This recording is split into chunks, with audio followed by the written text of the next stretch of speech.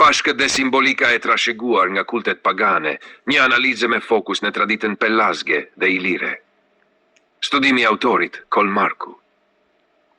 Ky studim eksploron lidhjen ndërmjet festës së Pashkëve në traditën e krishterë dhe strukturave mitologjike e astronomike të trashëguara nga kultet e lashta pagane, veçanërisht ato të qytetërimeve pelazge dhe ilire.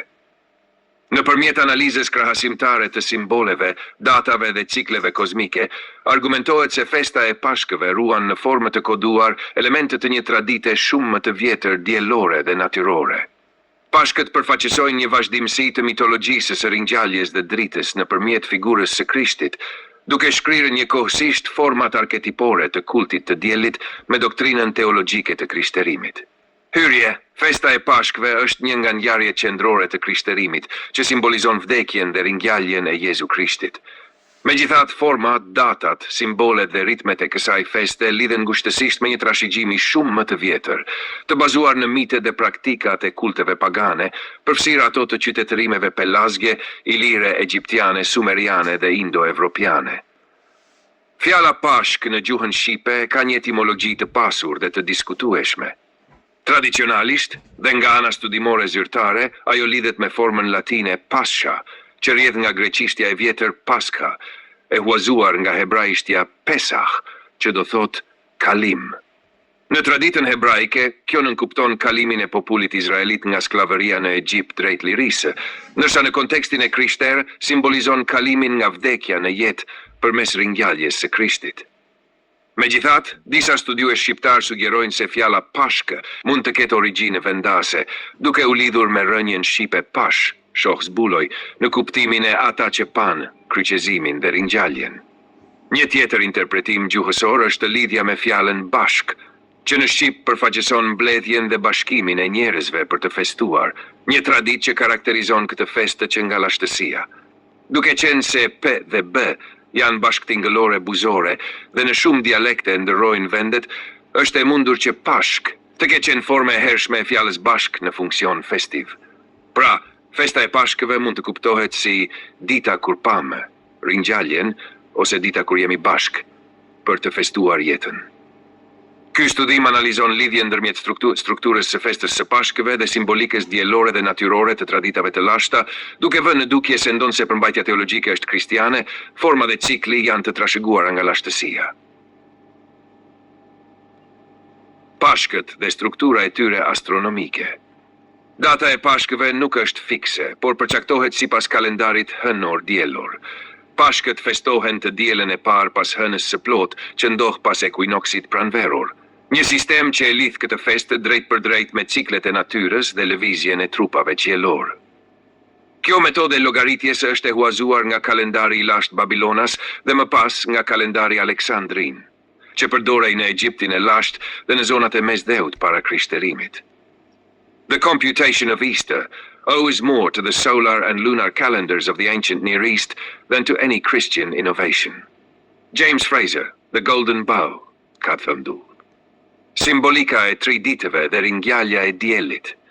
Në mitologjinë astronomike dhe kultet diellore, dielli vdes në solsticin dimëror më gjysmë në dhjetor, kur arrin pikën më të ulët në horizont. Për 3 ditë ai qëndron në këtë vdekje të përkohshme, dhe më pas më gjysmë dhjetor, ringjallet duke filluar të ngjitet sërish në qiell.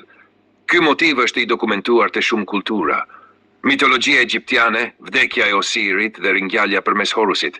Mitraizmi pers, lindja e Mitrës, dielli i pandalshëm, më gjysmë dhjetor. Kultet romake të Sol Invictus, ngjallja e diellit në dimër. Dionisi dhe Adonisi vdesin dhe ringjallen në pranverë. Ky model u përshtat në krishterim si 3 ditët në varr të Jezusit dhe ringjallja e tij në mëngjesin e së dielës, dita e diellit, solis në latinisht, që përfaqëson triumfin e dritës mbi errësirën. The 3 days in the tomb correspond symbolically to the 3 days of the sun's standstill at the winter solstice. Arcaria S, the Christ conspicuum faith. Pashkët dhe kultet e pjellorisë dhe pranverës. Festat e ringjalljes në pranverë ishin shumë të përhapura në botën e lashtë. Demetra dhe Persefona, cikli i vdekjes dhe kthimit të vajzës hyjnore nga nën toka. Tammuzi dhe Adonisi Feniki, hyjni të vdekjes dhe rigjenerimit. Atisi dhe Cybele, vdekja e hyjnorit të rinisë dhe ringjallja në 25 mars. Në traditën shqiptare, dita e verës, veroria, dhe rritet pranverore shënojnë rilindjen e jetës dhe përfshin simbole si vezët, qirinjt dhe zjarin, elemente trashëguar nga simbolika diellore dhe natyrore.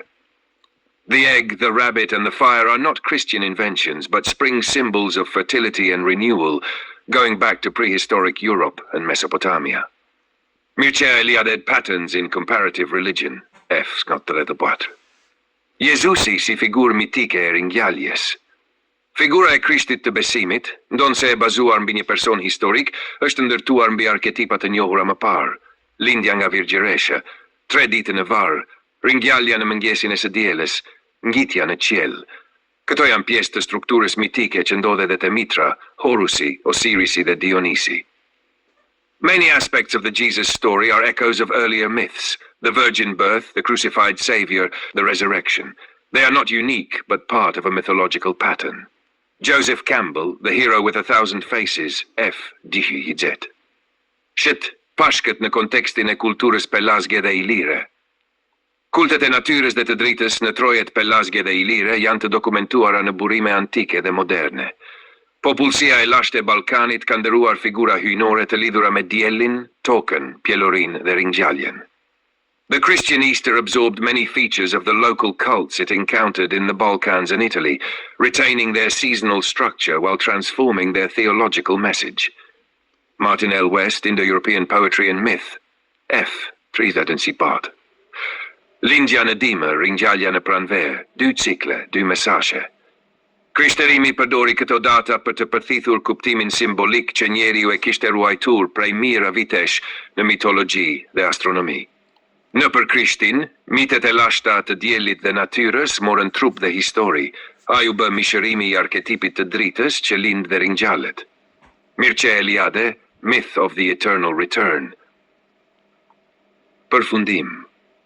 Pashkët, si festa kryesore e krishterimit, nuk qëndrojnë jashtë të cikleve kozmike dhe mitologjike të trashëguara nga kulturat më të vjetra të Mesdheut dhe Ballkanit.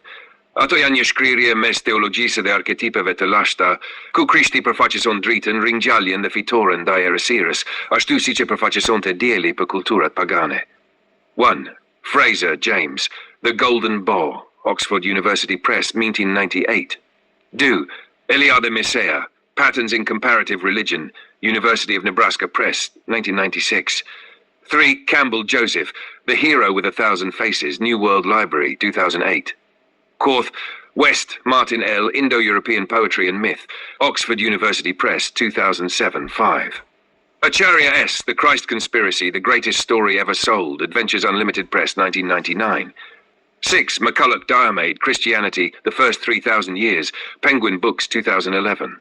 7. Nopsa Franz, Illyrische Beiträge, Leipzig, 1912. 8. Katicic Radoslav, Illyricum Mythologicum, Zagreb, 1977. 9. Dumezil Georges, Miturile Shizei Indo-Europeni, Bucuresti, 1992.